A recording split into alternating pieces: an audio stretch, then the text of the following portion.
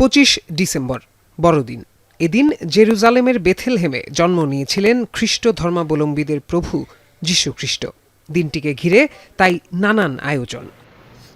মেহেরপুরের খ্রিস্টপল্লীগুলোতে এখন উৎসবের আমেজ। বড়দিন উদযাপনের প্রস্তুতি চলছে পুরোদমে। বুধবার রাত থেকেই শুরু হবে মূল উৎসব। এরই মধ্যে প্রতিটি বাড়িতে Christmas tree, Santa Claus, jingle bell, খাবার, আলোকসজ্জা সহ করা হয়েছে নানা ব্যবস্থা। যিশুর জন্মদিনে ধর্মীয় আনুষ্ঠানিকতার মধ্য দিয়ে আগের ভুলগুলো শুধরে নিতে চান সকলে।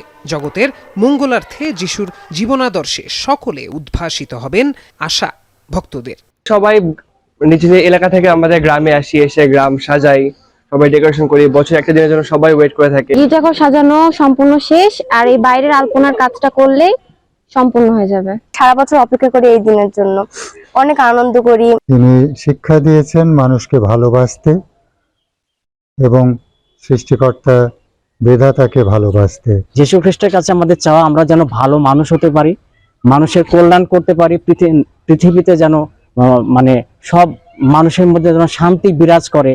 এদিকে যীশু খ্রিস্টের জন্মদিন উপলক্ষে 7 দিন ব্যাপী মেলার আয়োজন করা হয়েছে। মেলায় থাকছে নাগরদোলা সহ শিশুদের বিনোদনের বিভিন্ন উপকরণ। 25 তারিখ থেকে শুরু হয়ে মেলাটি চলবে নতুন বছরের প্রথম দিন পর্যন্ত।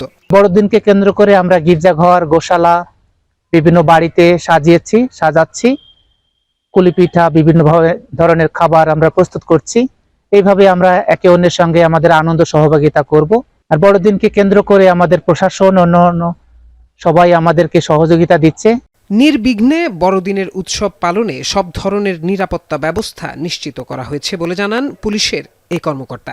সিভিলেও থাকবে আমাদের পুলিশের মানে অফিসার আছে যারা, আমাদের লাইন থেকে ফোর্স থাকবে এবং আরো তো অন্যান্য বাহিনীরা আছে। বাট আমাদের যেই মানে এবারে যে আইন শৃঙ্খলার বিষয়টা, নিরাপত্তার বিষয়টা খুব গুরুত্ব সহকারে আমরা দেখছি। আমাদের সিনিয়র অফিসাররা যেভাবে আমাদের নির্দেশনা দিচ্ছে।